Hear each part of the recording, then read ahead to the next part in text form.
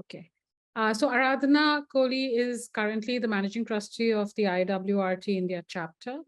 But she has over 2 decades of experience in developmental and social communications and has made myriad programs on various subjects for many organizations, both government and non-government, including television shows, films, public service messages, etc.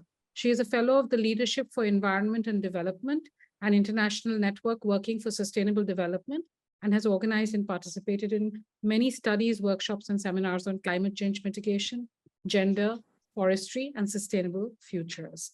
Thank you very much for being the moderator at very short notice, Aradhana, and I'm going to hand.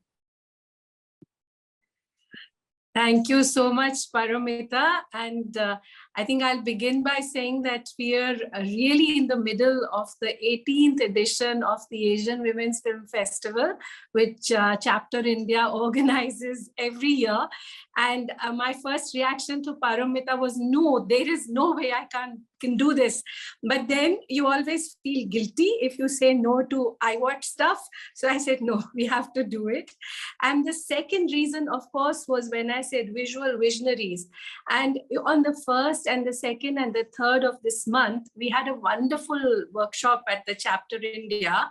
We got 10 women from tribal areas like our indigenous populations. We got 18 women and girls from very urban poor communities like rag pickers, like really, really poor urban communities, and 12 media students. They all got together in a workshop to learn how to make films on mobile phones. They worked in groups. I was really scared how the media school students would bond with these women and girls from tribal areas and poor communities. But it was wonderful because on the second day itself, these girls were talking about mid shots and long shots and lighting angles and how to make films. So now I think I should just giving the reason why I said yes, should I just go on to introduce Ariel Dougherty. Hello, Ariel. I'm so glad you are here. Ariel is an independent filmmaker and feminist media strategist. Her work is grounded in over 50 years of media advocacy for women's cinematic storytelling, encouraging it to unleash from patriarchal domination. Co-founder of Women Make Movies, she has mentored hundreds of women filmmakers, produced many dozens of works, and directed 8 films of her own. She writes about the intersection of feminist media, women's rights, and funding. She's completing a book about community-based feminist film teaching groups, their successes and challenges.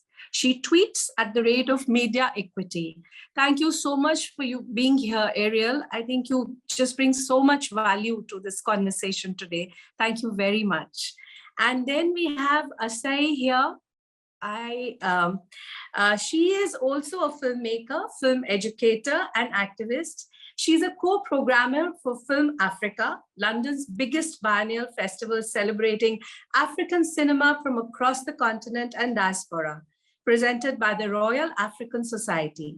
She's also the founder of Ndiva Women's Film Festival, a festival that aims to create platforms for presenting and preserving work by, for, and about women.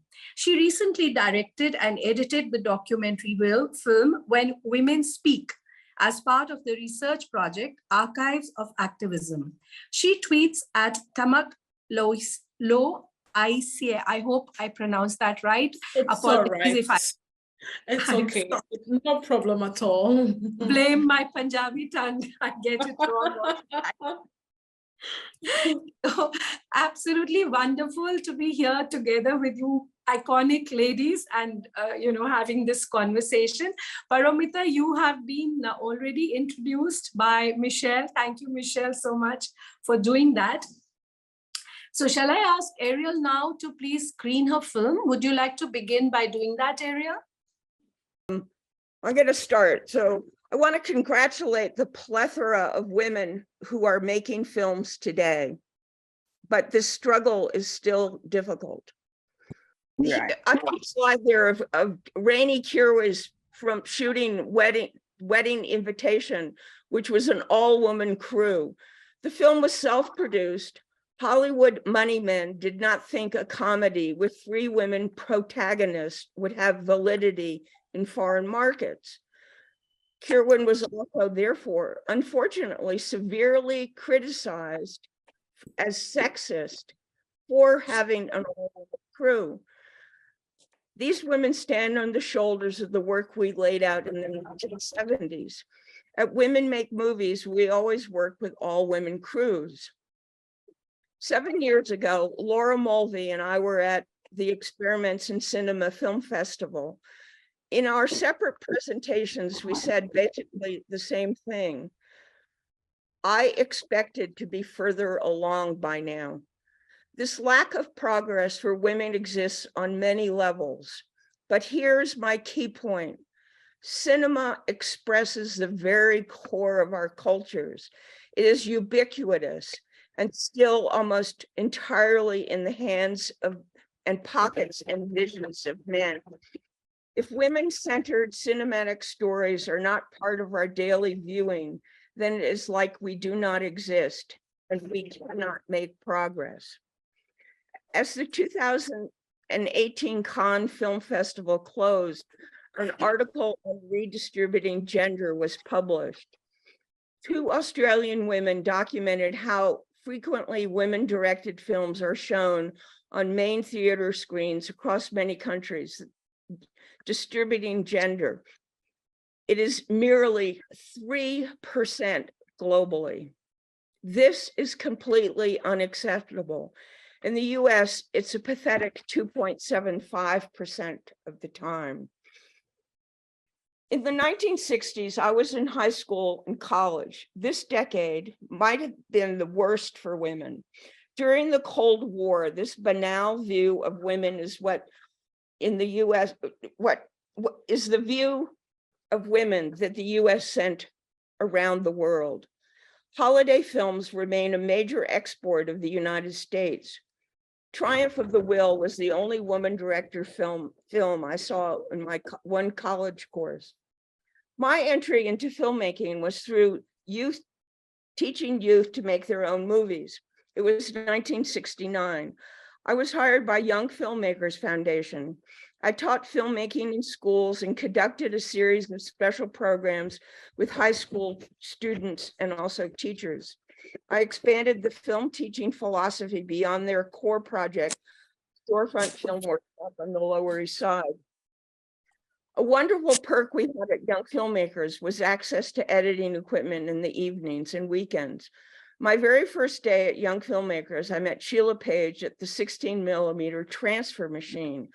Over lunch, we brainstormed the idea of a women's production group. At the very next citywide women's liberation meeting, we announced our intention. The field was wide open. The history of women's cinema was barely known. From the fall of 1969 through 1972, our group shot and completed 4 films. Along the way, we chose the name Women Make Movies. It was a complete sentence with an action verb. Borrowed with permission, it came from Dee Dee Halleck's 1961 film, Children Make Movies. In trying to get our films distributed, however, we were told, women are not an audience. At the start of 1972, Sheila and I decided it was time to center our film teaching on community women. We understood as women film teachers, we were essential models in getting and keeping girls involved in filmmaking. We loved the stories girls were making. It was time to see what community women might show us. We incorporated Women Make Movies, applied to the New York State Council on the Arts, received $9,000, and launched our workshop in a church basement in Chelsea, a racially and economically mixed New York City neighborhood. 12 months later, Women Make Movies filmmakers were invited to show their work on the opening day of the Women in Film International Festival in Toronto to run a workshop. Over 10 days at this festival, our eyes were open to the history of women's filmmaking that had gone on before us, the history we had been denied. That fall, we launched distribution as a critical earned income arm of Women Make Movies work. Feminist visions of the 1970s were ambitious. In the US, during that decade, women entered the artist workforce at a rate 4 times over any other occupation. This is remarkable. Because we saw that there were women's films and video groups in other parts of the US as well as abroad, in February of 1975, we held the Conference of Feminist Film and Video Organizations. 2 major efforts came out of this gathering: the National Women's Film Circuit that lasted till 1980, and International Video Letters, a bi-monthly news and cultural exchange that grew to 26 participating groups from 14 communities.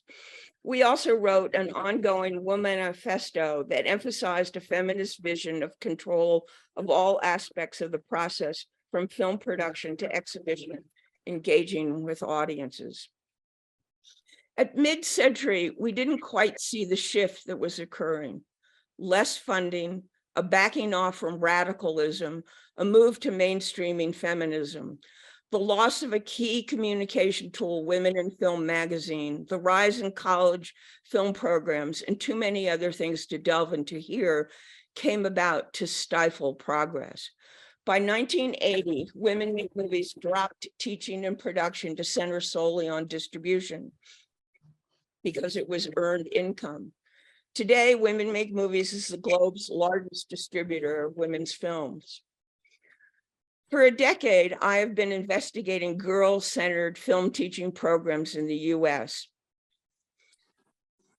The phenomenon is not limited to the US, just my access to the global groups is curtailed. I've found 26 girl projects that started since the late 1990s. In addition to creating films, girls learn leadership skills, management time in groups, speaking and interacting with community members. More than half of these groups have ceased, but new ones emerge too, because the need continues. In mixed groups, boys monopolize equipment and ideas, even ridicule girls' ideas.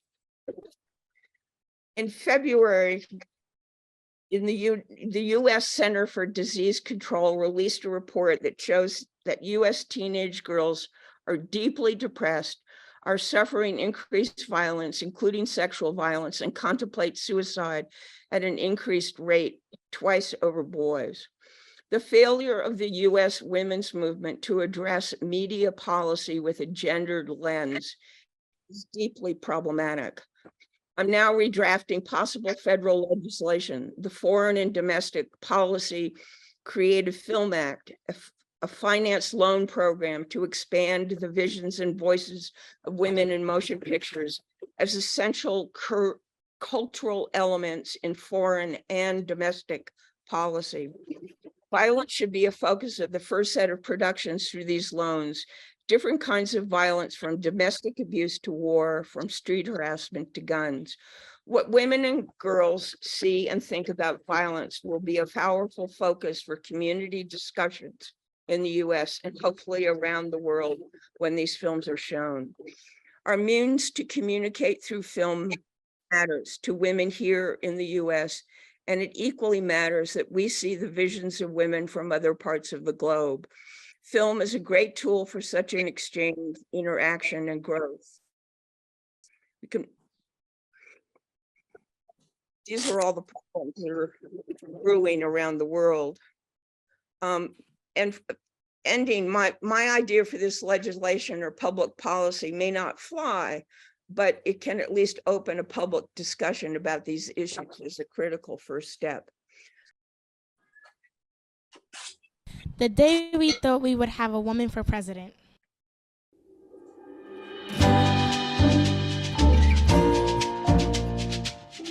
Well, long day. Nap time. Wake up. Party time.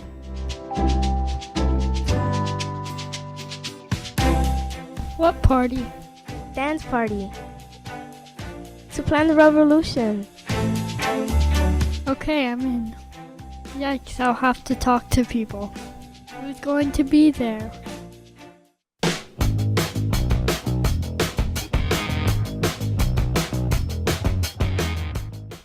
We're here. I'm too nervous. Come on. We're in this together.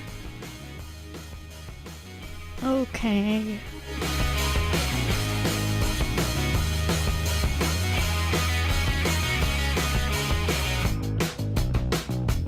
Oh, great. I'm exactly 3.5 minutes early.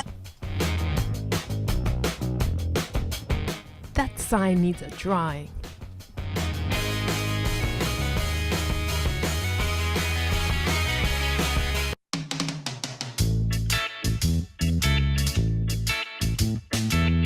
Our first guest. Welcome to our party. Cool outfit. I know, right? Do I really look okay? OMG, I can't talk. They don't think I look cool. I'm going to stand by the door.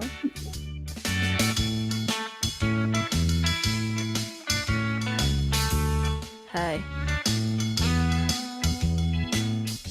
OMG, I can't talk. According to my calculations, only 10% of the people invited are here. Why did I say that? I sound like a weirdo.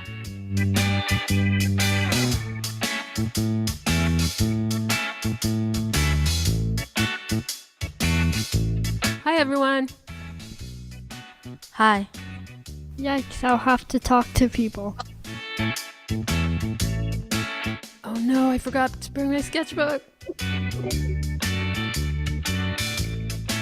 Stop the music. Hey, you guys, the election results are coming in. Breaking news, we have the election results.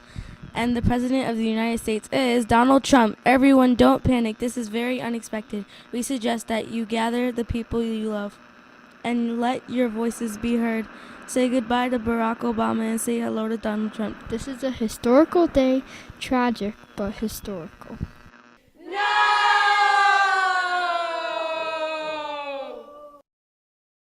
This result defies all of my calculations. This can't be happening. OMG, I have to speak up. We can't let this happen. We can overcome our differences. Hey, what's falling from the ceiling? Hey girls, I'm from the future. I have a message for you. You will win, but you have to work together.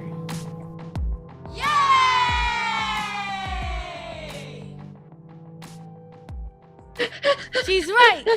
We are the future. Let's get creative. Overcome the hate.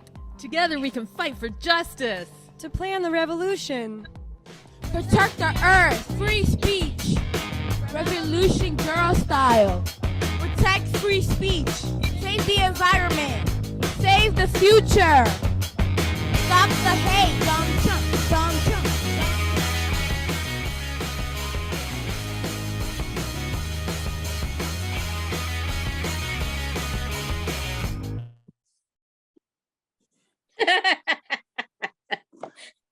Yay. Lovely. Would you like to tell us a bit more about how the film was made? What was the experience of making the film? Well, it's not my film. It was made by the Girls Club of the Lower East Side. Yeah, and it's an example of girl filmmaking in many different kinds of workshops. I think the reason why I chose it is because I think it's so upbeat about how we struggle and, when there's setbacks. And they're this is a group of middle school girls, not, high school girls. So, and I think the Lower East Side Girls Club has always had a film program, and somebody new came into it sort of just as this project started. So, but what I really love about it is that obviously the different girls made their own characters, and yes, it's just a really nice piece to talk about what we're all trying to do.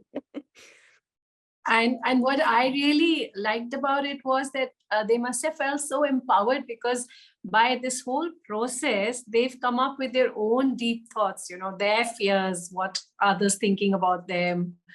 Am I like that? Can I speak? Can I not speak? So that's really, to my mind, it's a very empowering thing for girls that age to be able to articulate, because they seem so tongue-tied and shy and so much on the defensive all the time. Yes. So how do we want to do this now? Shall we go to Asay, or we want any questions for Ariel? Anyone has? Let's move on to Paramita, and then we'll do Asay. Actually, I think my presentation will look at Ghanaian women in the filmmaking industry, to try to show our situation once upon a time and what we're dealing with now. So here we go.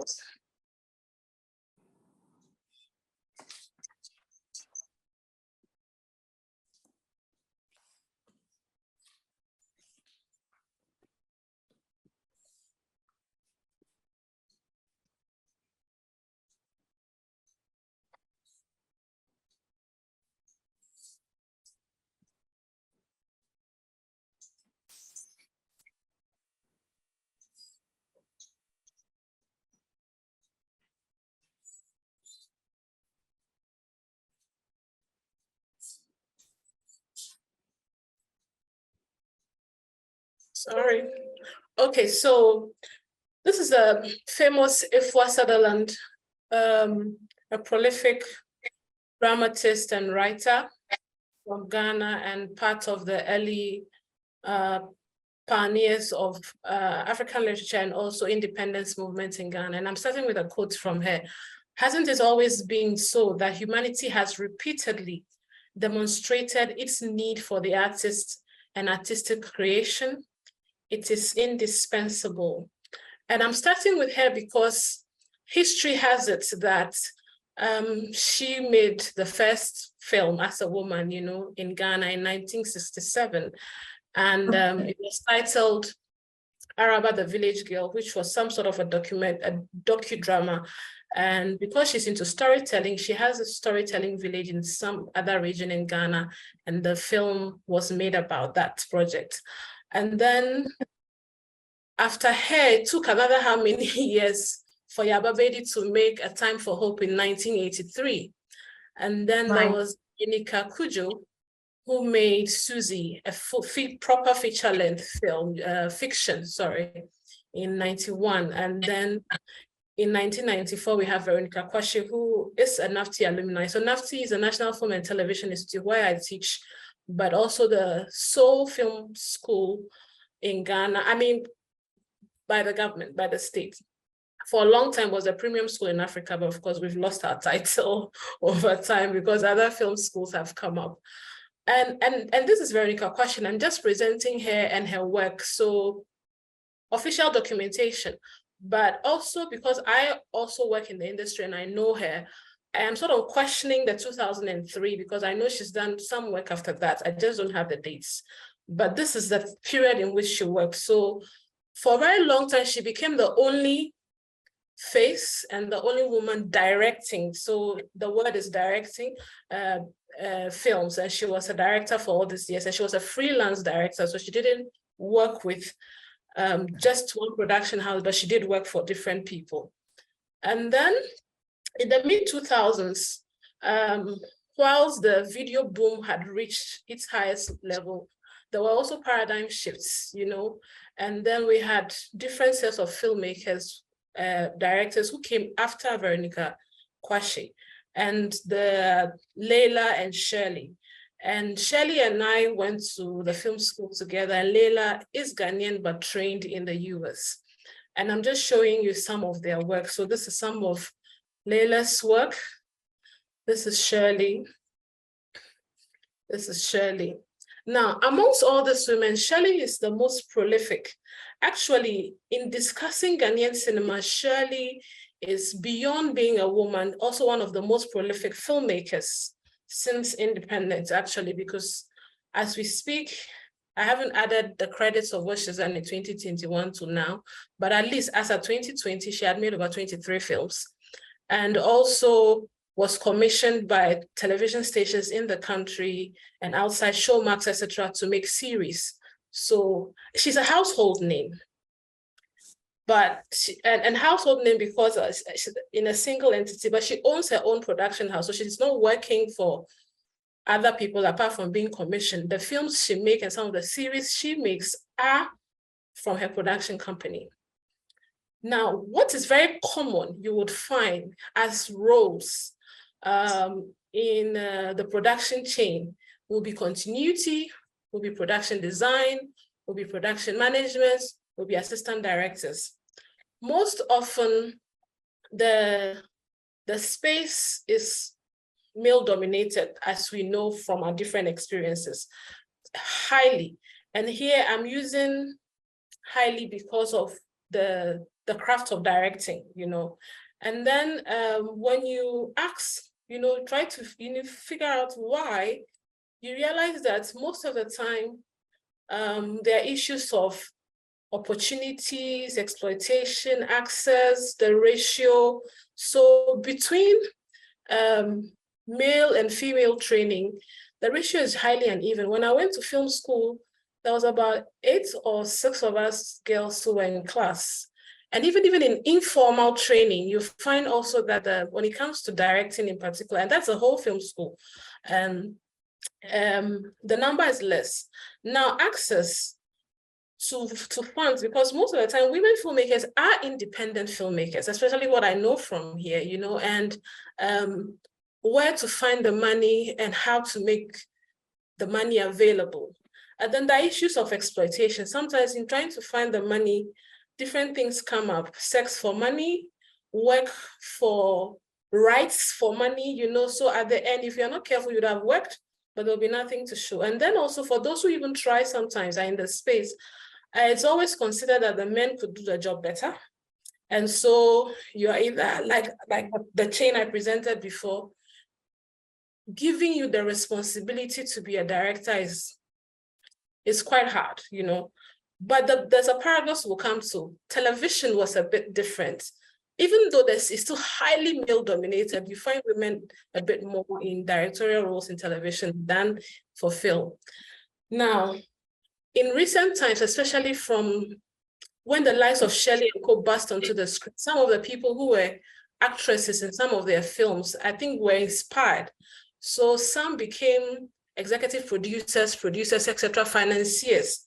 But even in that, they employed male directors instead, you know, or the above the line crew were still male.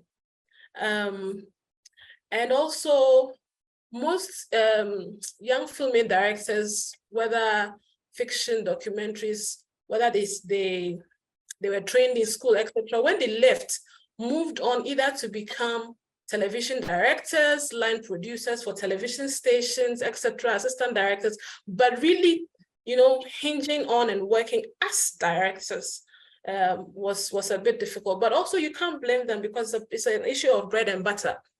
And television seemed a more guaranteed and stable space. Also in Ghana, there's a huge television business, you know, there's a boom also because of the way our politics is and etc. So a lot of people have television stations also because the frequencies have changed. And so with the digital terrestrial systems, the access to wavelengths is much easier than before. And so a lot of people are going there.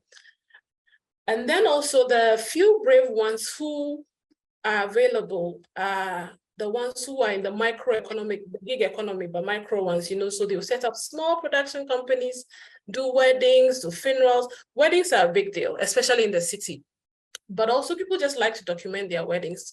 People also really like to document their funerals, you know, and depending on where you're coming from in Ghana, the funeral rites differ. Some can take 3 days, some can take a week, you know, some can take a month, it differs. So people like to document these things.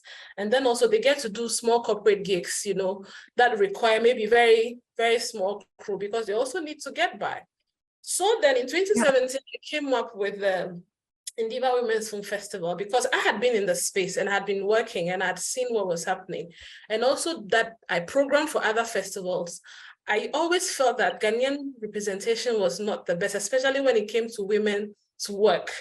So I thought that putting up this festival, which was to give a platform for preserving, celebrating, presenting all of the work by, for, about women. And even this was an eye-opener because when the call for films happened, the first edition was only for women of African descent. But after that, we got emails that we should open it up. So we did. But even in that call, the most you got sometimes was young people doing short films, attempting, you know, and then you also find that a few trickled in. But the strengths came from even still beyond Ghana because there really are not that many directors. So in 2018, this was our opening film. And this person is Ghanaian Belgian, and she made this film and her thesis film and sent to us. I'm just showing some of the selections we had during Indiva. This is Shirley, this is another lady. And so as time went on, we realized that one of the biggest problems is to be able to give people opportunities that are not even existent. And if we are not able to create space intentionally, it's going to be difficult. And in these conversations also was what drew me to the making of the film When Women Speak, that chronicles and documents the life and work of Ghanaian women activists from the 50s to the early 2000s, you know, in different strands of activism. And of course, film is also a form of activism. Now, for me, for the complicated nature of our issues here in Ghana, I have many recommendations, but my very first is research. Research, because, you know, when I was showing you my slides, I didn't have graphs to show you about percentages and things, because most of the time research done on Ghanaian women filmmaking is about maybe, for starters, there aren't many. Those who are financiers sometimes, you know, or business persons. In the 90s, there was a woman called Hajia Mizungu. She was not really formally trained, but she had the money and she understood film. And so she wrestled with the men in the time. And then she was the reigning queen for a long time, so others came along recently. But research to show work, you know, equity. I know working in the space that women are not paid well, you know, because of my stance, positionalities, what is working for me now. But, you know, to be able to make a case, we also need to be able to have a lot of information that has happened through research so that we can present these cases. Of course, the men in power in our place, they know, they know, but I think that to make the case stronger, we really need to do a lot of work. So this time the work is not just on analyzing content, you know, or how representation of women and things play out in the films by women themselves, but actually what is happening on the grounds, what's the access, who is watching what money is being made out of what are the investments, etc. I also know that because I also make films and I also run a festival, I know the difficulties with funding is really hard. And on this side, sometimes even for global funding, by the time we get to hear it on this side, it's more for East Africa, Southern Africa, sometimes. In recent times, it's going to Nigeria, but not really here. Then also training, you know, whether informal, formal, especially in my film school, there has to be a quota for women to be allowed in to do things like directing, etc. You find people in editing, you find people, there's some that you don't.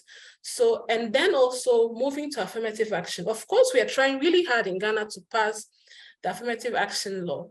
Our very first president, Dr. Kwame Nkrumah, was a person who started this process where he knew what the women contributed to the CPP and the making of Ghana and then independence. And so when he came to power, he had affirmative action put together so that women were in parliament, women were also ministers. But after that, nobody cared anymore. And we are still trying to pass the affirmative action law. But even if we can't pass the law and we can have something substituted for now, where people can have access to funding in this using this policy. I think that would be really useful. Then also access to exhibitions. So spaces like mine, where I have a film festival, it shouldn't be just me, it should be a lot more. Or even for the festival that are not women niche, there should be spaces that women's screenings should be encouraged, and there also should be grassroots engagement. But also, most importantly, the credit from the banks are really difficult for women. And because they are doing this by themselves, I think that, again, some form of affirmative action as to lowering of interest rates to these women will be very important, so that we can close the gap a bit. Because if we take Shirley, who I know she's really hardworking, but also certain opportunities to have come her way, she's quite brave. But for those who could not, do exactly like her, if she's able to do 23 in this amount of time, people can also, even if it's 2 or 3, but nothing almost existing is quite difficult. So these are the recommendations I have. I want to play a very short film, if I have time, from one of the very young filmmakers recently, and also that she decided to put it on YouTube because she thinks that that's another way of getting people to see her work.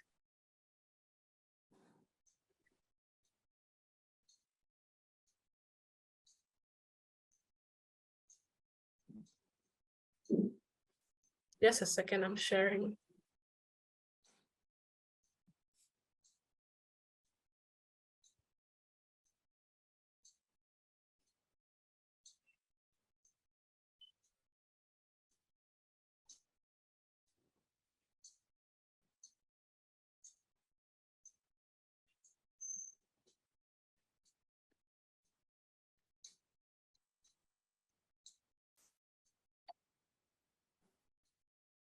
Okay, I think I'll just let it pass. I'll let Paramita present. If my internet behaves well and loads, I'll play it.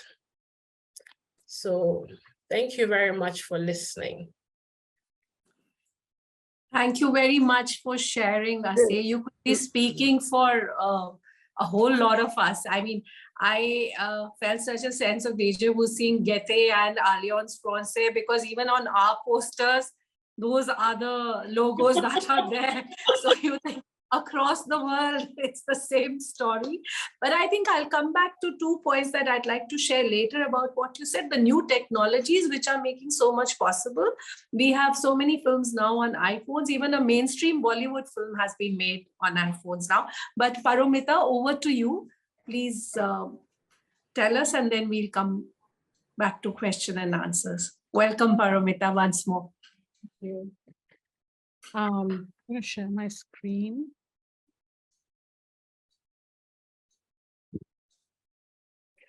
So thank you so much, Ariel and Asif, for your remarks and presentations, because I think that they really lay out for us, both in terms of time, history, and geography, some of the questions that confront women and filmmaking.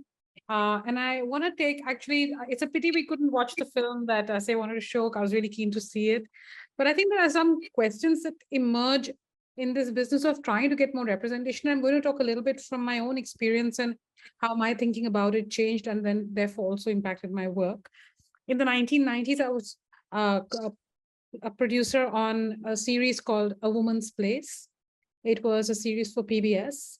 It was an all-women crew, and we were filmmakers from India, South Africa, and the US, looking at a kind of cross-cultural examination of how women use law to improve the lives of women in their communities and their own lives.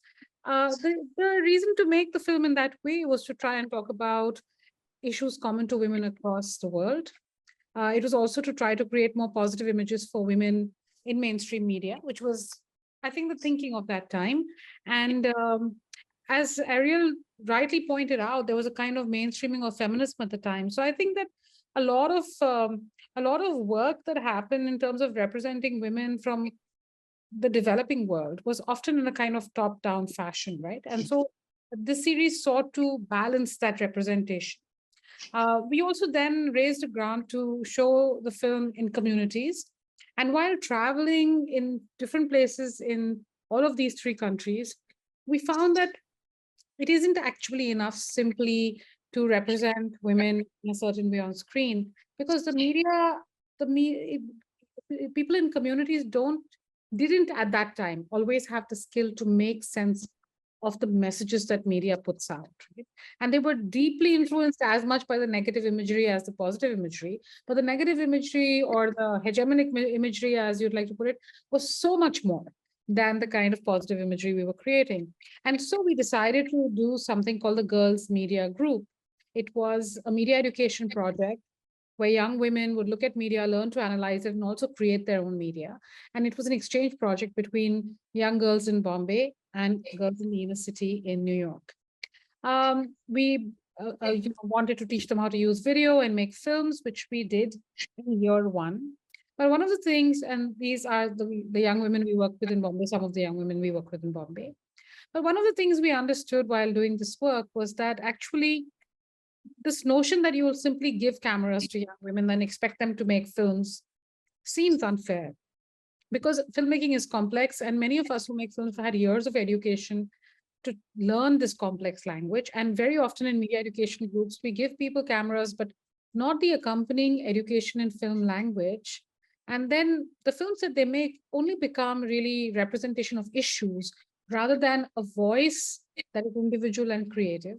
So we decided to change the program the next year and actually went completely audio, because audio was much easier for young women to use. And I'm talking this is 98 to 2003. So it's a very different time of technology also. And what I found happened in the group then was actually the girls were able to help each other. The girls were able to really explore their creativity. So they became a collective, but they also were individuals expressing their own ideas and expressing their interiority, which I think is the primary place of art in the world. And as Ariel said, if our experiences, our inner voices, our artistic expression doesn't get space, then it's like we don't exist, or when we do exist, it's only as an example of the problems of patriarchy or the revolution of feminism, but not as people living in the world in their own complex ways. But I think many of us, especially those who work social change fields, we don't always think about this enough. And I think it's kind of important that it is about expression and the view of the world that's coming from different spaces, the margins, the mainstream, everywhere, and becoming part of the common understanding of the world. But I think to take from where Asay left off, we now live in a digital era, and it isn't only about providing access to technology, but it's actually about what digital media offers us. It is the possibility of co-creating work across many, many, many backgrounds, across culture, across locations, across identities, to center the voices of women and queer people so that it changes the paradigm of what is considered an exciting story and ways of telling them. Because we all know, and I think Asay will definitely agree with this, that the notion of what is a good film and what deserves to be in a film festival in another country, and as of now, the important, so to say, festivals tend to mostly be in the global north. But actually, to change all of that, you actually have to change the idea of what is compelling storytelling and what are compelling narratives and whose narratives are compelling. So in 2015, I started this project called Agents of Ishq. It is an online platform for young people, but not only young people, very Indian. It's about sex, love, and desire. And the platform is primarily co-created, but the co-creation has happened over the years, sometimes organically, sometimes spontaneously, sometimes intentionally. But there has been a huge amount of learning for us. In these many years, 8 years, we've had a number of personal essays from young people. We've made 75 videos. We've done a podcast series. We've interviewed all sorts of women from different walks of life and created many primers on sexuality. All of these actually get co-created through a sort of conversation with the audience and many workshops and different ways of engaging with communities. These workshops are always creative, so that it's not, again, just about having technology and knowing how to use it, but really thinking about what is it you wish to say and what's your individual voice like. And I think that what happened as we started working and listening to the voices of young people, which I think social media has many problems and many issues, especially in a time of hypercapitalism. But at the same time, it provides a lot of space for engagement and for listening to people, for leaving a very top-down idea of change and creation, leaving it behind and actually co-creating intersectionally in a way that was not as easy before. So one of the things that happens when we do this kind of deep listening to what young people are thinking, what their issues are, we're able to create a completely new language. These are the kind of stories that they want to talk about, young men, young women. Most importantly, because the platform centered the voices of women and queer people. Once men began to enter that space, it was on the terms that had been created by women and queer people. So it wasn't like, oh, the mainstream world is all about men being powerful, and now we have to give some space to women and queer people in this world. But rather, there's a completely different space made by women and queer people, and men have to enter on the terms of that space. And so there were many more interesting conversations that happened across genders. And eventually, I mean, we've made a lot of films, but for example, here is one series of films we made with a group of young women in Jharkhand state in the east of India, many of them rural women. They spoke to us about their dream of when they would be 18. And I'm going to show you one of the short films. Can you hear it? Is the sound coming on? No. Okay. I'll reshare the screen. Oh.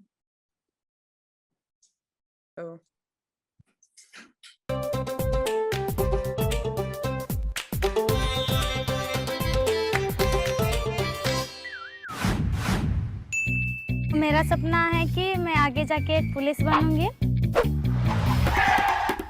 ऐसे तो समाज बोलता ही है कि तुम लड़की हो इसलिए पुलिस नहीं बन सकती। समाज उतना हमें कमजोर बना देती है कि तुम ये नहीं कर सकती, तुम वो नहीं कर सकती, तुम जाओगी ट्रेनिंग के लिए, कहाँ तुमको चोट लग जाएगा, फिर तुम्हारा खरोच हो जाएगा, कोई लड़का तुम्हें पसंद नहीं करेगा। फिर उसी समाज का बात सुन के भी फैमिली वाला भी बोलेगा कि नहीं तुम्हें कोई जरूरत नहीं है करने का, और लड़का लोग भी मतलब लड़की पुलिस को देख के उतना डरता नहीं है। हाँ है तो लड़की पुलिस है, क्या कर लेगी, क्या उखाड़ लेगी किसका। जैसे कोई लड़कियां होती है कि अपना प्रॉब्लम को पुलिस के सामने बता नहीं सकती है। सारी लड़कियां जिसके साथ जैसे रेप हो जाता है या कुछ छेड़छाड़ नहीं होता है तो जेंट्स पुलिस के साथ वो सब नहीं बता सकती है कभी कभार की। और कोई ऐसे पुलिस भी होता है ना, उसको टॉर्चर करता है कि हाँ कैसे हुआ, कैसे किया, वो कहाँ कहाँ टच किया। वैसे मतलब लड़की भी डर जाती है, अपना मतलब प्रॉब्लम को पुलिस के पास नहीं बता सकती है। तो मैं उस तरह नहीं करना चाहती हूँ। और लड़की आए अपना प्रॉब्लम को एकदम फ्रेंडली बताए, सब कुछ शेयर करे मेरे से, उसे लगे कि नहीं ये मेरा रक्षा कर सकती है, मुझे न्याय दिलाएगी। वैसे तो मुझे शादी करनी ही है।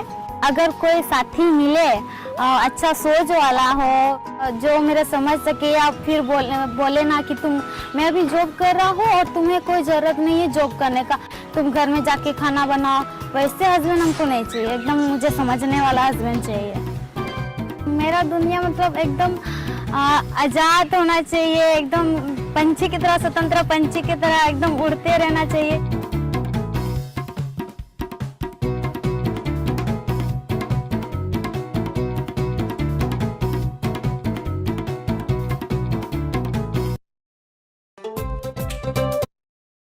So I think making these films together with the young women, asking them how they would like to be imagined on screen, actually generates new languages, which also create new audiences. So I think the common understanding of what is or isn't an audience, which exists in the mainstream, is pretty outdated. And in some ways, we can use the digital space to create many new forms and, as I said, new audiences. Here's another, I'm going to show only a small clip from this video that we made on consent.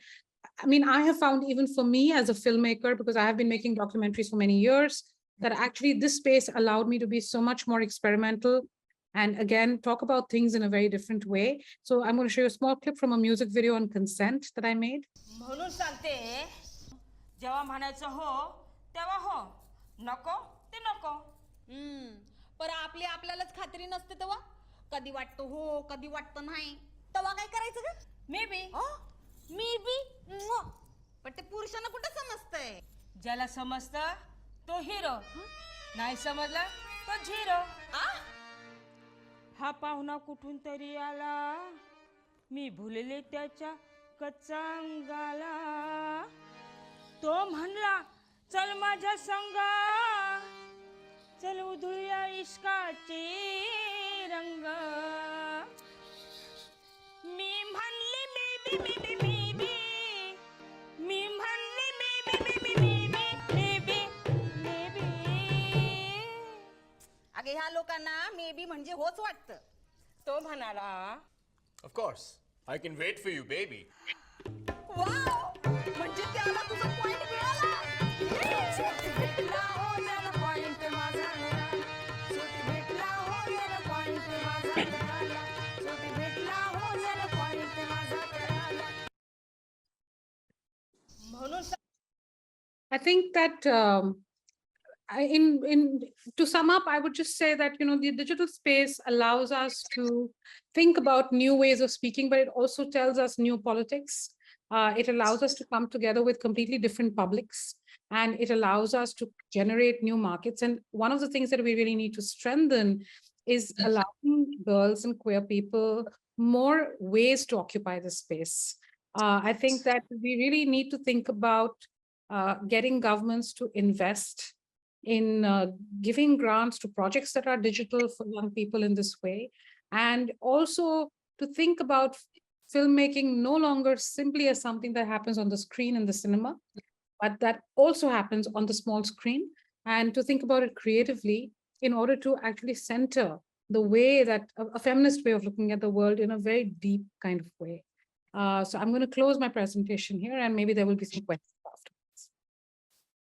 I just also want to add one thing that, you know, on Agents of Ishq, for example, in these 8 years, we have reached about 20 million plus people, maybe 25 million people. So it's also actually, there is an audience. This audience is small in comparison to other audiences on the internet, but it's still a substantial audience. And I think it also changes the way that audiences think about women and women's work when we are able to use it well. Thank you. Thank you so much, Paramita. I just love those. They were so good. And I think really the point that new technologies are making so many more people now co-creators. I mean, before we go to our next speaker, I think that leave that thought with all of you that really the paradigm has shifted and we have to work according to that. I would now like to introduce Edel Brosnan, who works as a screenwriter, radio playwright, and script writing lecturer in UK and Ireland. She promotes equality, diversity, and inclusion in the largely freelance creative industry sector. Her work as a funding consultant, I also need one of those. Her work as a funding consultant, supporter, and coach of early stage startups and female founders has enabled greater diversity and equality in the film community. After more than 2 decades in London doing this work, she is now once again a resident in Dublin. She serves as the director of strategy at the Women's Audiovisual Network. Welcome, Edel, and let's have you speak now. Yes, okay. Welcome. Hello. Hello. Thank you so much for having me, and apologies for muting myself.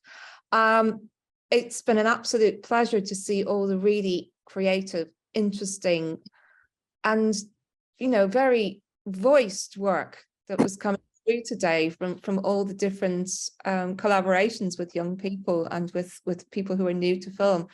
I completely agree that with Agents of Ishq, that the definition of the audience is up for grabs. I think if there's one thing that the last few years have taught us, both in the, you know, the North and in the global South, it's that the audience are fine about female produced content and female made content. It's the gatekeepers who are worried about it. And I know from dealing with producers in the UK that even if you're not doing it through an equality lens, there's a really strong business case for work from women and from, you know, underrepresented and marginalized groups. And the producers want to make this work, not necessarily because they're good, but because that's what there is an appetite for, that's what there is an audience for. And it's at this stage a blockage that's irrational as much as it is unequal, because if you make it, people watch it. And as you quite rightly said, the audience is not just in cinemas, the audience is increasingly online. We can reach audiences. It's the great thing about being a young queer teenager in this decade, if you live in a small community, is you can find your people online now. And that cuts across, disabled people, people from all sorts of linguistic minorities, regional minorities, indigenous people. And I think it's really, really interesting as well that the same barriers are being encountered everywhere. Presentation about Ghana really struck a chord with me. I've heard very similar messages from filmmakers in very wealthy, supposedly progressive Western European countries, the Netherlands, Sweden, saying almost exactly the same things about the barriers. TV is slightly easier to get into. It's hard to get the funding. And it's the bigger the budgets, the fewer women are allowed to work on them. So I think we need to call this stuff out. But I think what I'm really, really excited about today's presentation is that you are celebrating the quality of the work. And I think sometimes we know it's true, but it's really important to keep that message front and center.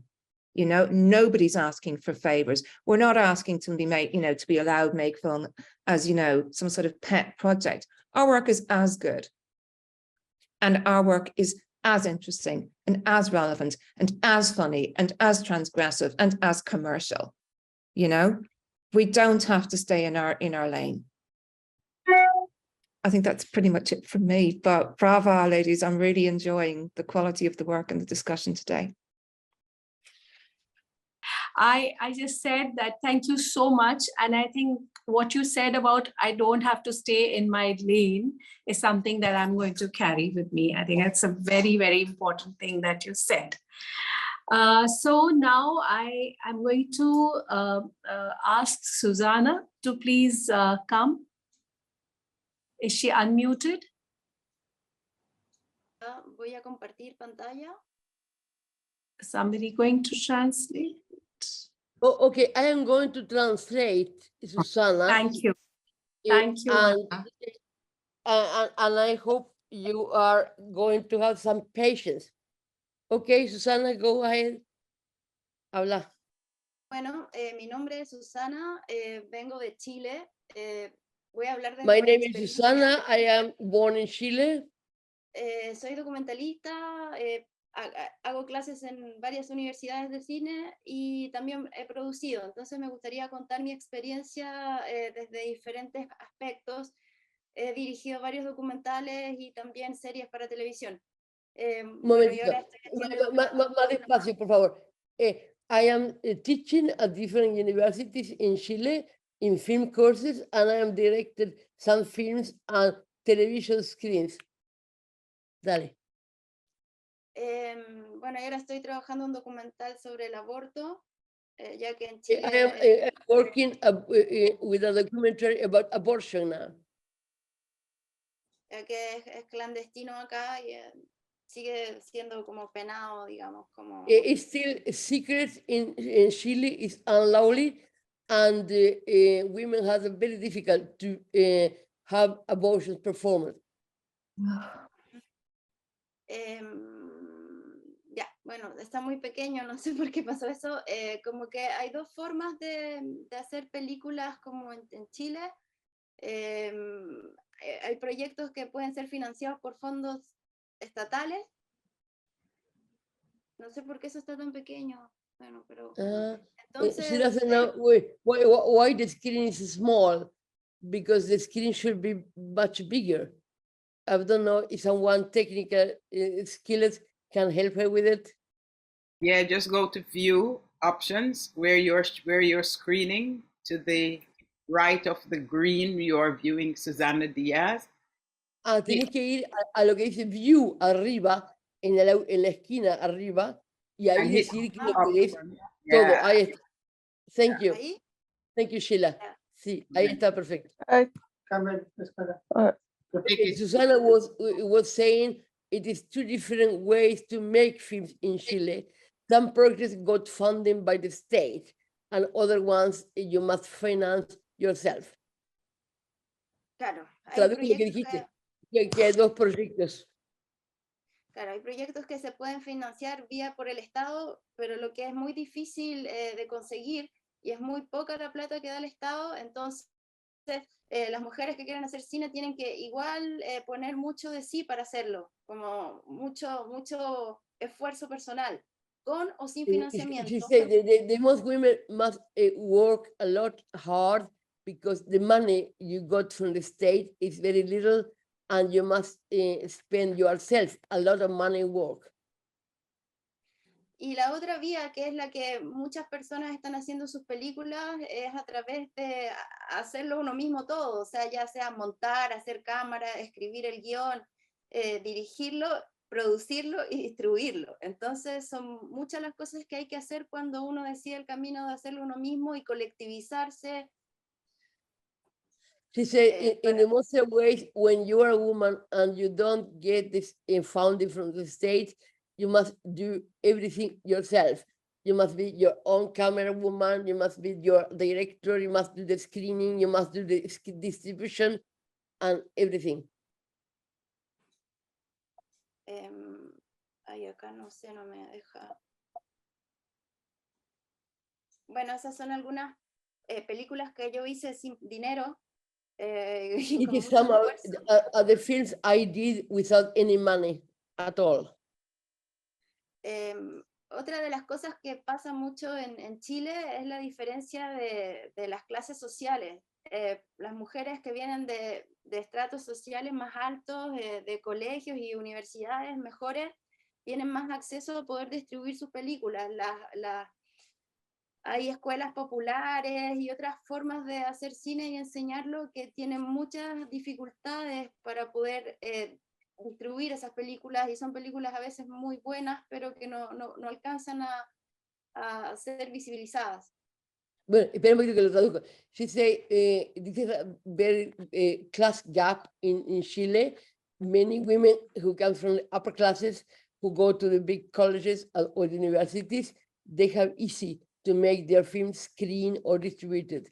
But women who are born in the lower classes, they go to popular schools of cinema, and many of their films are really good, very well done, but they are very difficult to be screened and distributed.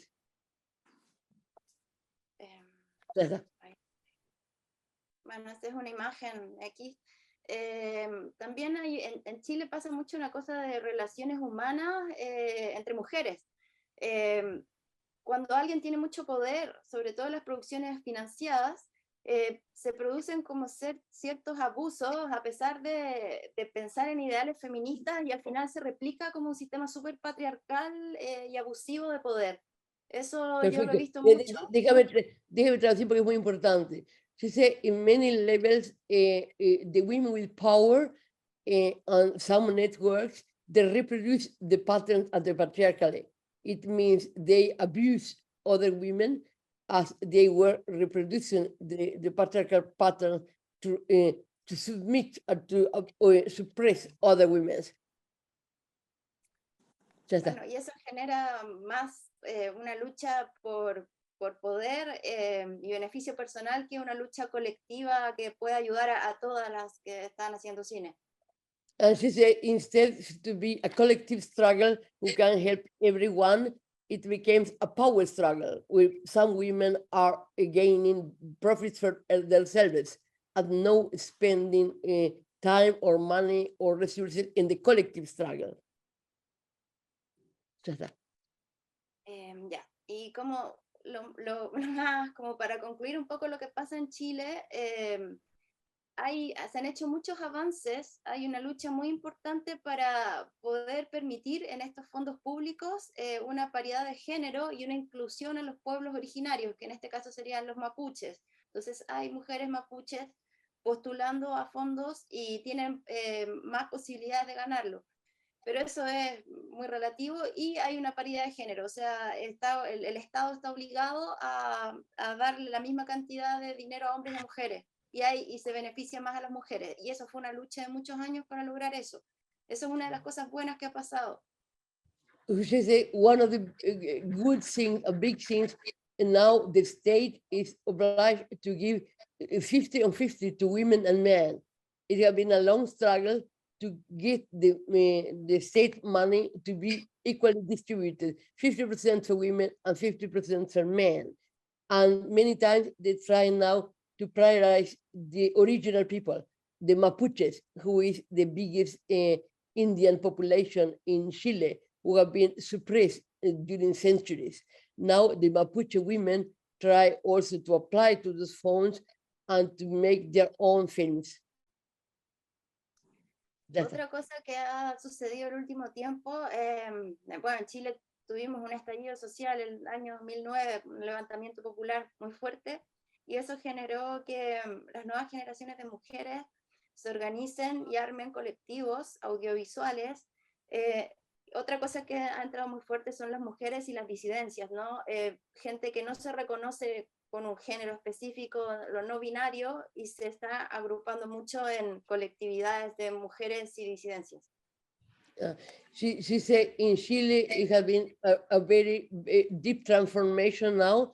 Many women are participating in collectives and audiovisual collectives, and many people in Chile are defining themselves as non-binary. They call themselves dissidents, and they don't identify themselves with men or women or lesbian or trans. They call themselves dissidents. And these people who are trying to create new forms of relationships. Bueno, otra área que ha pasado mucho en los últimos años, que las mujeres se empezaron a especializar en sonido y edición, cosa que no pasaba antes, en cámara también, pero hay muchas mujeres ahora dedicadas a áreas técnicas que no había antes. Eso también es many women are now being trained as sound experts or working with a camera, because before it was a very male-dominated aspects of the filmmaking.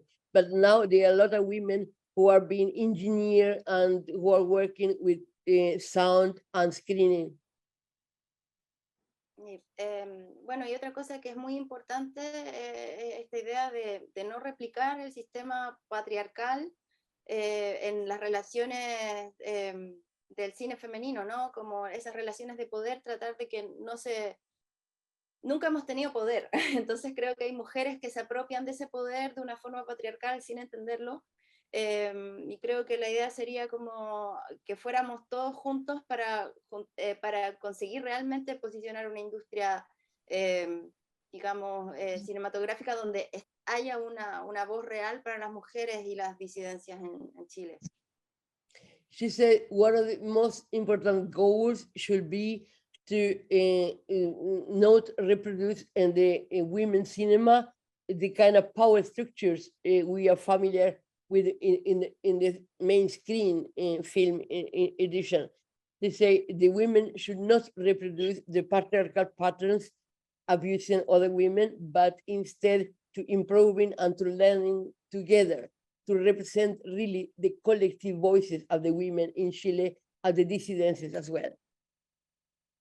Bueno, eso ha sido mi presentación y muchas gracias a Ana por la traducción y por la invitación también, y eso, muy agradecida de poder exponer acá y escuchar también las otras voces. Okay, she thanks for the invitation. She thanks me for the translation, and she's very happy to be here. I am going to translate most of the things you are saying in all the videos, all the films, and send them to her by email. Thank you, Anna. Thank you so much, Anna, and thank you very much, Susana. You really contributed very meaningfully. I think I understand visual visionaries much better now after listening to all of you. I think it's really been time very well spent to listen to all of your accounts, whether it was from Ghana, whether it was from Chile, whether it was from UK, Ireland, US. I think it really hit me that how similar the problems are that we face, whether it's the North, whether it is the South. And I think what we have half an hour now, I think we can go straight into the question answers, if all of you allow me to do that. Would you like to ask a question, Ariel? Would you like to begin? No? Okay. So I think what I'd like to ask, say, if you're there, is that now with the new technologies coming in, I think in India, we are seeing a lot of these film festivals of films made on mobile phones. And, you know, even in the schools now, they're teaching the students how to make films on mobile phones. So do you think that something like that is happening in Ghana also? Would you like to share with us? Yeah, so people are beginning to film using other mediums. It's not as common as it is in India. And also, I mean, to be honest, we have our own technology gaps, you know, but, and also that we suffer being a country that is sometimes very British and sometimes very American. And so and so the influences as to what cinema is, what film is, what film production is. But in recent times, young people are also trying to, I think sometime last year or 2 years ago, a young man made a really good film from his iPhone. And also there was a training that happened for young ladies in a very deprived area. And there was an attempt to use that. Of course, we have a lot of people in Ghana on TikTok who are creating a lot of content from using their phones and making a lot of money out of it. We need to normalize it and formalize it so that training institutions like mine, thankfully, our curriculum will be changing from September, and some of these things have been incorporated so that for those who, and you know, there's people who go to film school sometimes have some funny attitudes towards equipment and usage and what they think should be the best practice, etc. But there's also a lot of challenge being thrown out there. So people are trying. At least what I know is that even beyond using mobile phones and things to create content, people have come to understand the medium of putting their work online in different forms, which is also very encouraging. So they may try to use the best equipment, but they understand that, you know, the medium for exhibition may not just be a certain cinema space alone, but even the online exhibition space exists, and people are really making good use of that. So we're making some strides, yeah. Yeah, I think, yes, it's really liberating for a lot of us out there. Another very important thing that came out, I think, from our conversations today was all about documenting what women have done, the archival work. I think, Ariel, I'd like to ask you about what you spoke to us earlier. And is there any way you could, you know, make this a project of yours reach out to more of us in the, I mean, I hate to use the word, but countries of the South?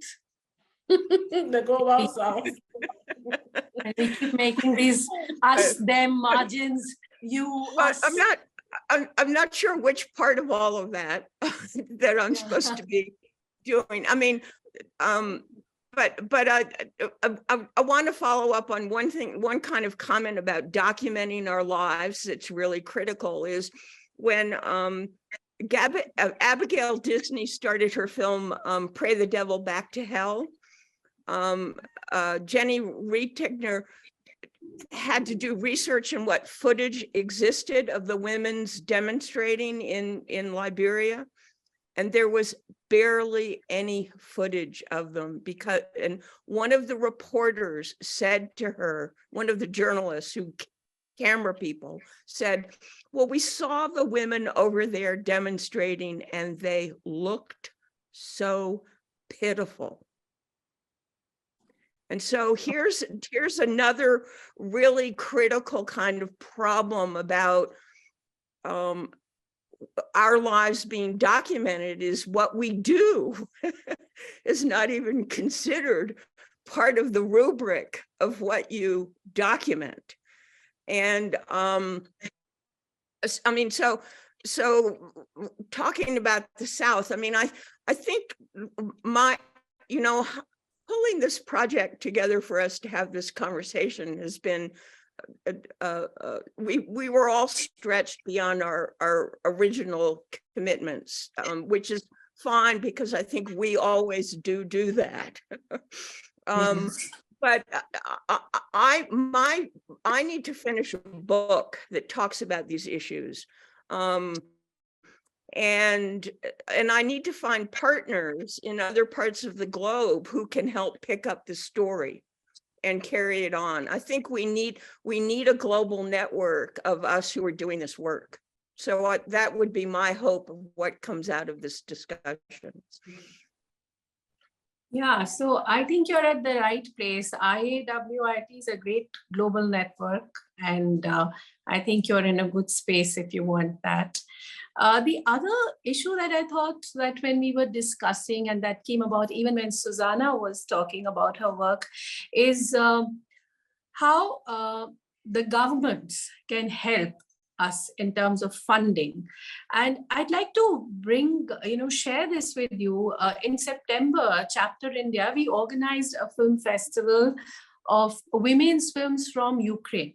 So we got in touch with this collective in Ukraine of women filmmakers, and they sent us some beautiful films that they had made, because the idea was in India, people knew very little about Ukraine before the war and the images of devastation came.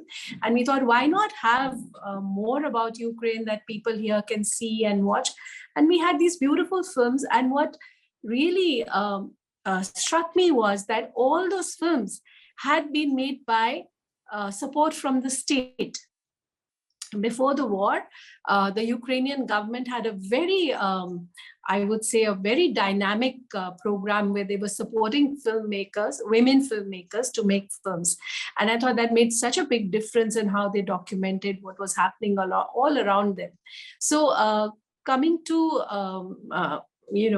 opening this to all of you, how important a role do you think state support can be of in documenting our lives, or what we want to say or what we want to share?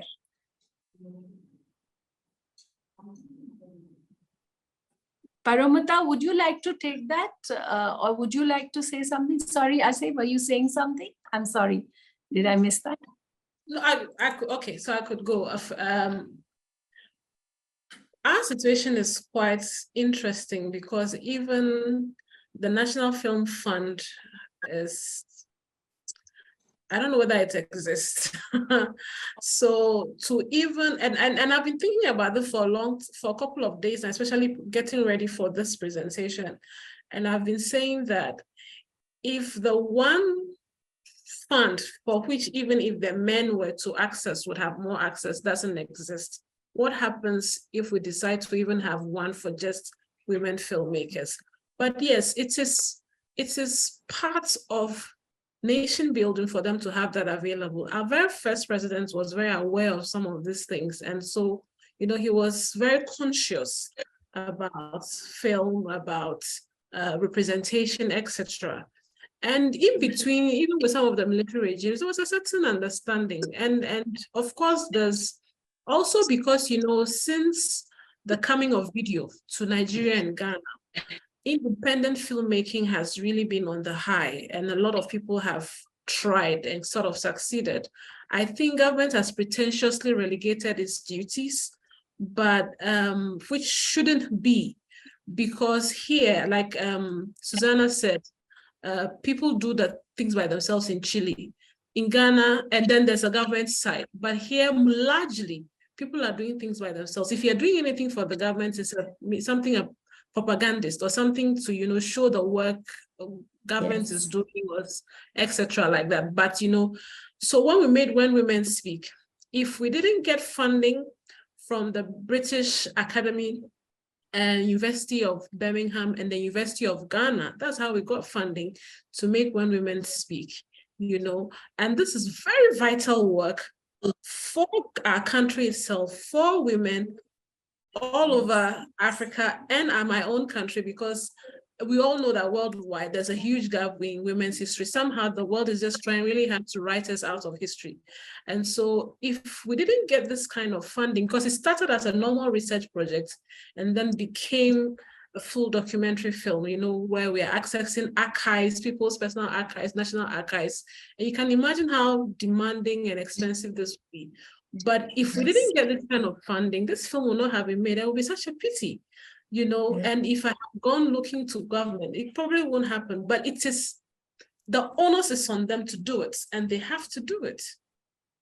Yes, I agree. And coming to you, Paramita, would you like, as you know, at Agents of Ishq, would you like to get support from the government, or would you prefer to go to other organizations? I would say that being, I mean, I would say I don't want the government in my business. To the extent, no, I think that I don't think that it's a kind of one size fits all thing, right? I mean, I think that it's important that, sorry, I've unpinned you somehow. I think it's important that governments allocate parts of their grants for filmmaking, especially for women and for queer people, for trans people, because we are citizens. And whatever is available to citizens should be available to all its citizens. But what I think, and we all know this, that governments have gatekeepers, like film festivals have gatekeepers, you know, like my critique of film festivals in the global north, or like, as I discussed with Ariel about Women Make Movies, which rejected all my films because, I mean, Unlimited Girls, a film about feminism, definitely very experimental in form, you know, one of the few Indian films which is in the Routledge Encyclopedia of Documentaries, is something that Women Make Movies find suitable, because I do think that they believe that films that come from the global south should just be examples of issue or illustrations of it, and not really be vibrant, creative, contemporary voices, right? So there are gatekeepers everywhere we look, and the questions of race and nationality that are always operating. So what I also think is that there needs to be a lot of work, like Ariel said. I think just the history of women who have been in filmmaking, there have been many women in filmmaking, and they're always written about as like this kind of quaint example. But celebrating women as great artists, great political thinkers, is a very important part of this project that we are discussing here. Right? And I think that I think there should be really a lot of effort put into good criticism, doing outreach with film critics, so that they start writing about women's work differently. You know that whenever a woman makes a film, it's always like an exception, the way that it is written about in the papers, if at all it is written about, and not really spoken about as an artistic voice. So there's so much work for us to do in terms of writing these histories, recording the work of women, but also recording it in a particular way as a vital part of our critical heritage, our artistic heritage. As you know, the year before last, during the pandemic, we did a series at IAWRT India called Something in the Air, where we did interviews with women who had worked in the national media after independence in India. And it's kind of shocking that it is the first thing of its kind that was ever done. And already, some of the women we interviewed just the year before last have already passed on. There are so many women we couldn't interview because they were too old to be interviewed. Now their lives will just pass out of knowledge if we don't. So I think, yes, this is the attendant work of creating an awareness, which is very, I mean, you know, as I said, I also think that, you know, universities and other spaces are spaces to look for funding. The government should be held to account for all its citizens, but it should not become the only go-to. And I think in different countries, people have different issues. Like if you're an American woman making a film on abortion, I think it's going to be tough for you in looking at the government fund you. So you should have another space to go to. So that's why we need more. Sorry. Yes, Anna. Yes, you don't know me. I mean, now I am translator, but I am a writer. I am an art activist. I was a political prisoner in Uruguay for 4 years, and I am a participant of Women in Black. I don't know if you know Women in Black. Women in Black is a peace movement started in Israel in 1988, and we have a very active part in India, in Bangalore, with Corinne Kumar. We were at this in Bangalore meeting some years ago, and the discussion is the same: how to improve the international networks, how to try to make nets connect filmmakers, activists, peace people, feminist people, because I think we are struggling the same struggle.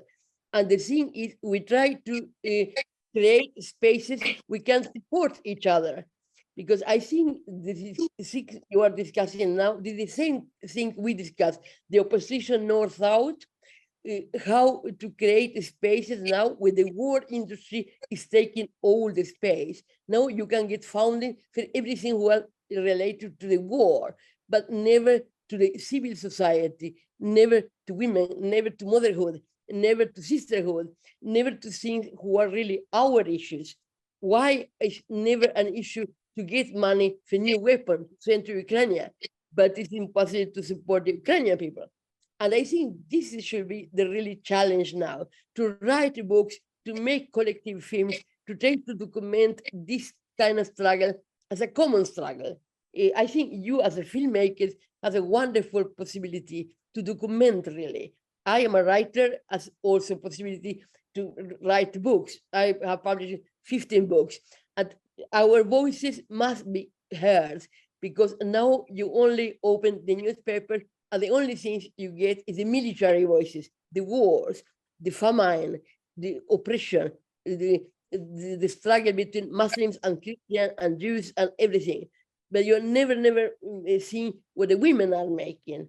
Women making their own issues, fighting for abortion rights, fighting for choose their own sexuality, to the possibility to not be married to someone because the family want to do that. Okay, this was my contribution. Thank you. I'd like to jump in there. I really appreciate your bringing up Women in Black, because I had a whole thought about it this morning early.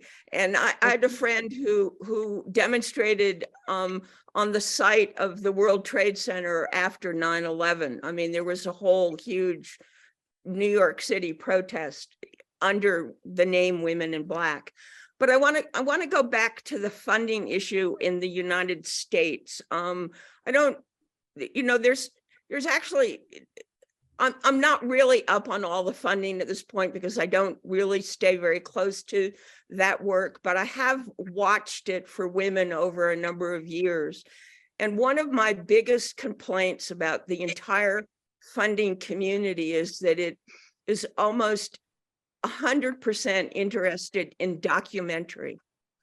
And I don't think, I mean, there are some reasons to make documentaries, and there are some many great documentaries, but dramatic work also has a role. And it's not in general funded easily because it's considered, for some peculiar reason, personal. And yet there are many work. I mean, I think, Argentina, 1985, we could say is, a hugely important dramatic film about what went on in Argentina at this point. Had it been a documentary, would it be the same? I don't think so. I haven't seen it, but that's my guess. And also that the other problem is that documentaries, there's a bent toward them being 90 minutes, an hour and a half. And if we're talking about community dialogue, an hour and a half film is not always the best format for having a community discussion afterwards. So I think that there needs to be a real opening up of the how money is spent on different kinds of structures of film. So I would ask you at this point, Edel, that since you are a funding consultant, I don't think I'm going to be stop being fascinated by that. So how many women do you think are funding consultants? It's a funny one. In non-film circles, I would say quite a lot. I personally know a great many people working with startups, particularly people working in clean tech and green tech. I would say it's going to become a growing thing as funding applications become more targeted. I mean, I've worked with producers from the Balkan region applying for funding to Creative Europe and to the media funds who wanted a non-local voice, so they wanted somebody English speaking, but also somebody who'd worked at the BBC and just more commercial outlets, sort of an international perspective. And a lot of the time what I was seeing was that the potential was there, and that the authentic, genuine thing that would still connect with a wide audience was there, but they just weren't highlighting it enough. So a lot of my work was actually around saying, but this is really strong. This is your first paragraph. Cut this difficulty about how hard it is to get a camera up a mountain and talk about how your story is rooted in a particular place, but it speaks to everyone.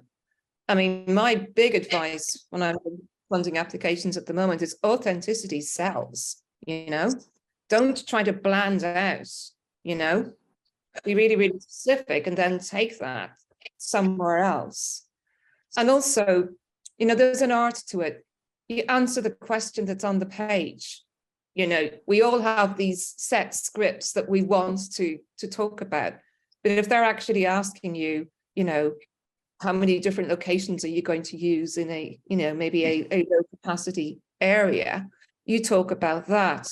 So, and I would always go on the seminars that funders use. They've started to do a lot more webinars like advice for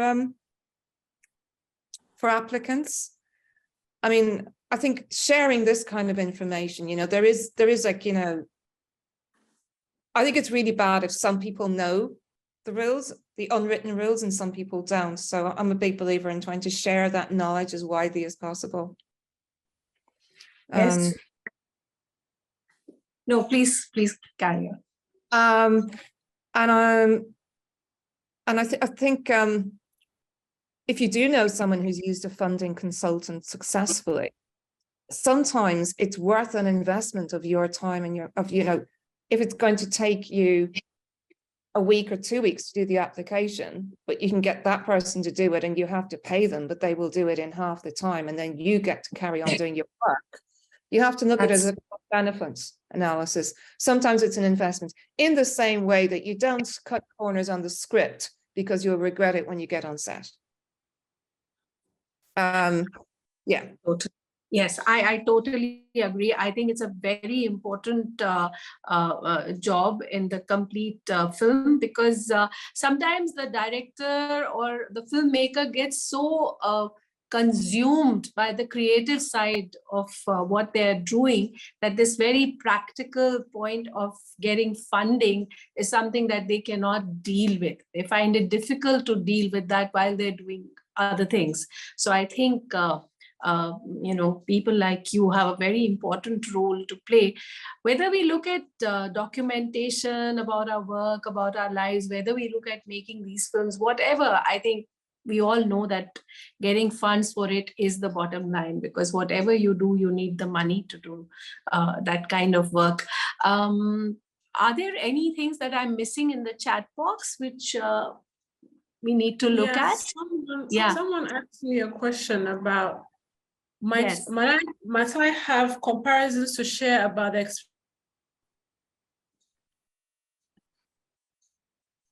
experience of women? I'm not too vexed with Nigeria, but I know that by the population alone, they're bigger than us. Nollywood has been able, even though we started the video phenomena, they've been able to push it many notches higher. Of course, when video started, it was vehemently resisted by the gatekeepers of African filmmaking, because I don't like to say African cinema, it feels very ghettoized. So African filmmakers, and they pushed it back a lot because they felt like it was an imitation of Hollywood, it was cheap, etc. But really, it was another alternative to Western hegemony of filmmaking. So the Ghana-Nigeria comparison is always there because we've been in this boat together. But yes, there are a lot more Nigerian women filmmakers, and the same has been happening, I said, in Ghana since 2017. Some actresses have become financiers, executive producers, etc. And then when you go to the list also in Nigeria, there's a long list of women who are directors, who are producers, executive producers. Some came in as directors, some came in as actresses, some came in as writers and moved on to other things. So yes, there have been, and I think between last year and this year, and also on the Netflix bill, there's been a number of them also as well. One renowned one is the lady who did a film titled King of Boys, really beautiful film, and then did a serial about 8 episodes, something of it, commissioned by Netflix. So yes, they also are there. They do also have their struggles, you know, just like us. But the difference between Ghana and Nigeria is that because the economy is a bit more different from ours, there are certain access to funding for them that is a bit more reliable, and again, for lack of a better word, accessible than ours. You know, our number and economy is a bit smaller. They are the largest, so it's a bit more different for them. That's what I know. I don't have a lot of details into their day-to-day struggles, but of course they've come a long way too, because some of these women who have just started directing have probably been in the Nigerian film industry for 3 decades, 4 decades, but are now, you know, attempting. Some too have been in it for about 2 decades. Yeah, and then also, you know, there's this new thing that's also happening. People are getting the chance also, people also, again, about the issue about class. So some people are coming from well-to-do homes, they get to go to NYU, they come back and they're able to make certain kinds of films, and then the VODs, video on demand or streaming platforms see their work and commission them. So there's also some politics again around who to go to, because even in Nigeria, there are 3 levels of filmmaking. You know, you have the Hausa films, you have the English-speaking films, and then you also have the Igbo in-between films. So, and then you have the Yoruba-speaking films, which are all thriving, you know. So for Nigerian women, they've also been at it. But of course, we still hear more about the men, because if you only find out about some of the women when you go reading their bios and trying to find out, but the public acknowledgement men get is not exactly the same that they also get. So. Tracy, you could please try. Sorry. So Tracy Gary has just asked in the chat that she would be happy to help get some funders and donors to do a program with us similar to this through the Women's Donor Network and Women Moving Millions. So, you know, let's keep our network going and growing. I too wanted to add that I agree that I think that's the kind, I mean, I think just in today's conversation, like, it is very powerful when Anna talks about women in Black and how actually filmmakers, activists, writers, academics, as a feminist collective, doing their different kinds of things have generated a whole new way of thinking, a new historiography, a new politics, and a new language of art as well. And I think that the mainstream really is with such old-fashioned notions of what is good and not good, what is expression and not expression.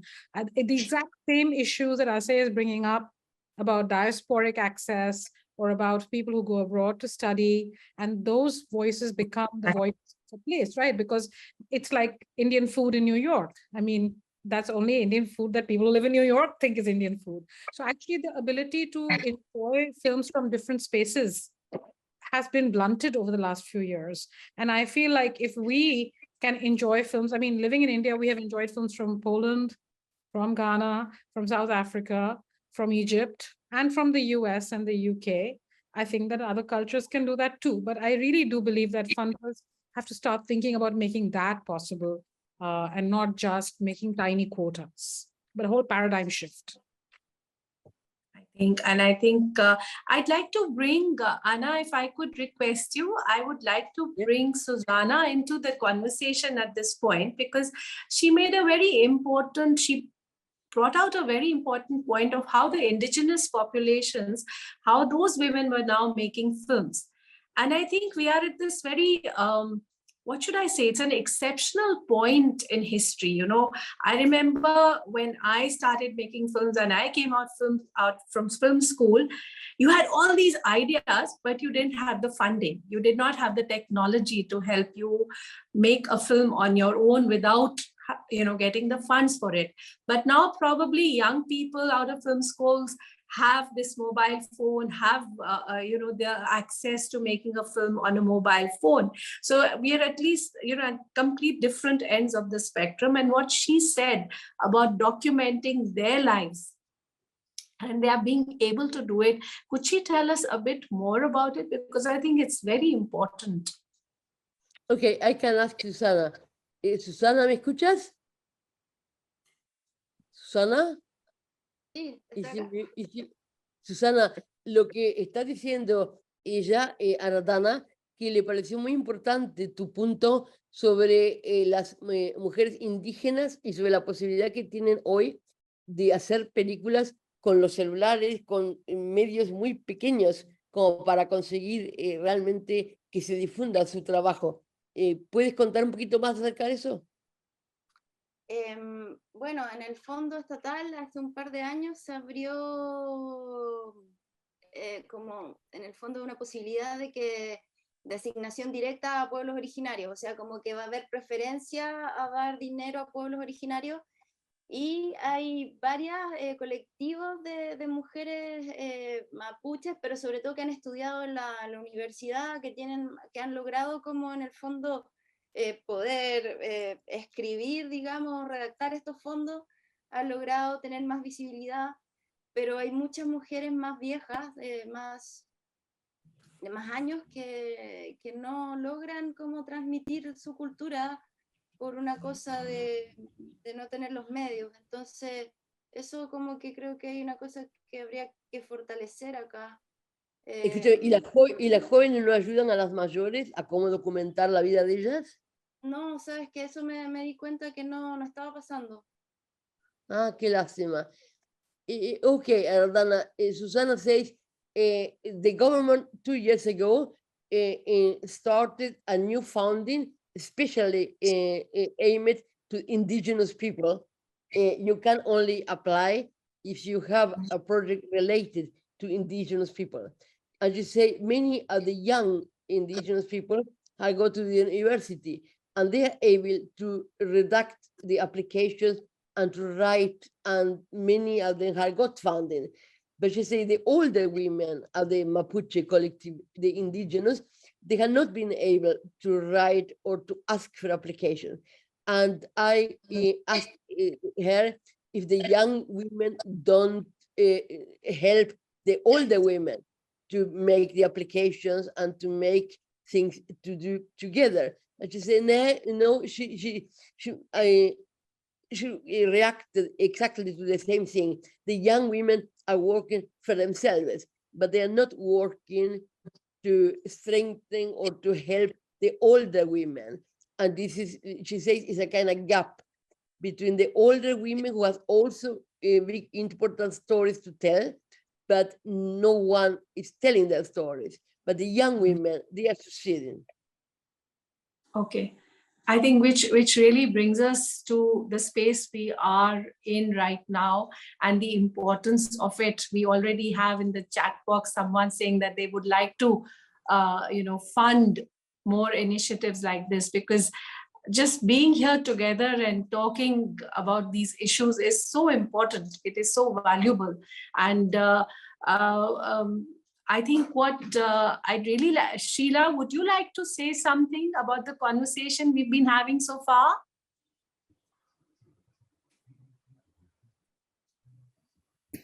I'm just like moved and floored and everything with the conversation. The work of artists in general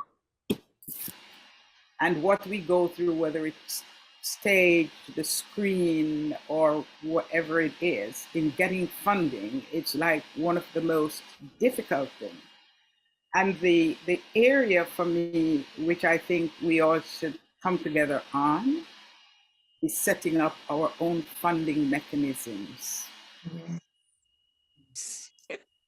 I think that's the need. You know, I always look for the need that's coming out, and action can be taken around that.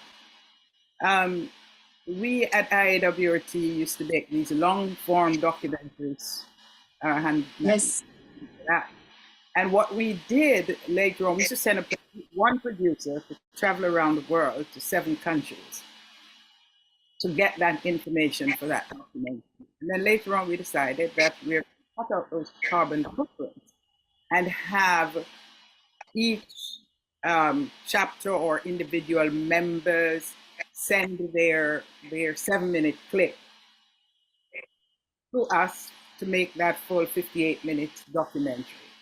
So it's like moving from strength to strength and let the word get out there. There's something about repetitiveness, though.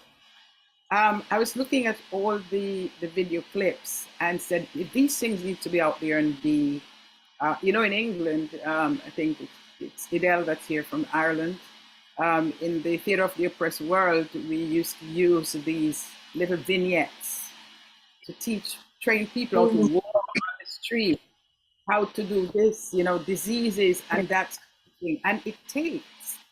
And so I think, ladies, I just want to take my hats off to you, to all of you. And I'm going to put it on to Michelle. There's question I have. Boys manipulate girls. I think it was Ariel, when you bring boys and girls together. What do you think that's coming from? Is it socialization in the home, blue for boy, pink for girls, and you have no right being here? We know how the Tunisia crisis started and Egypt, where boys feel girls are coming into the media industry and taking away jobs from them. And so finger raping and that sort of thing, just putting some of it out there, were things that happen. Right, so Ariel, do you think it's because of socialization why we get that friction when boys and girls come together? It's very difficult. I don't know what the whole answer is, but even today in a mixed audience, when there's a speaker and the Q&A question comes up, who's the first to the microphone? I mean, well, okay, we're sort of a slightly different crowd in general, but my point is that generally conversations like that are monopolized by men, and I'm afraid that they just think that public space belongs to them, and and then for middle school age kids, I think, their sexual hormones are starting to develop, and there's a lot of dynamic in that situation that I think is very hard on both sexes. And the media is just, the sexualization of girls in the media today is far worse than it ever was. Yes. That I was exposed to as a kid. And there's a huge problem, which is which goes back to the issue, I think, of teenage girls feeling violenced against, you know, I mean, that they're inundated at every corner of their lives. And I'm going to let Michelle just close it out. I was going to ask Michelle to come in at this point because she does a lot of work with young people. Yeah. So And Michelle, then, please. Yeah, just finally, Michelle, before we go on, I just turn your microphone on first. I just want to say that we have to look at ourselves too as women, especially those of us who are parents, and see how we contribute to that friction between boys and girls. Michelle. I'm looking at time and I'm recognizing that we do need to close out this panel. And so I do want to thank all of our panelists from around the globe that have allowed us to be able to peer into their culture and recognize that much of what we're talking about spans the globe. The issues of funding to be able to express our voice through whatever the medium, whether it is through film or stage or through art. We must have our voices and our faces and our stories in all of these places and spaces. And so I encourage us, as our sister Shayla has said and others, to begin to pool our power and networks and not let patriarchal systems pull us apart to compete for crumbs.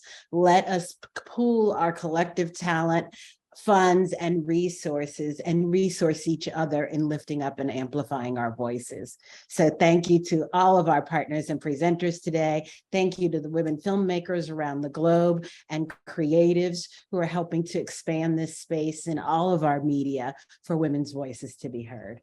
Thank you for everybody for joining us today, and have a great day and step out in your power. Thank you. Thank you. And if we don't do it, who will? Thank you, everyone. Thank you for being here. Thanks a lot. Thanks a lot. It's so wonderful to be with all of you iconic women. I get goosebumps whenever I'm with all of you. Big hugs to everyone. Thanks to all of you. Bye-bye. Bye. Thank you, everybody. And thanks to Anna for bearing with the technical difficulties. I know, Anna. Thank you so much. Susan, thank you so much. Yes, I mean, Susanna. I don't know if I could have sat through a meeting if I couldn't understand what was happening. I mean, really, thank you. Okay. We'll do better next time. Bye-bye. So Anna, you're going to get in touch with me, right? Yeah. Thank you, everyone. So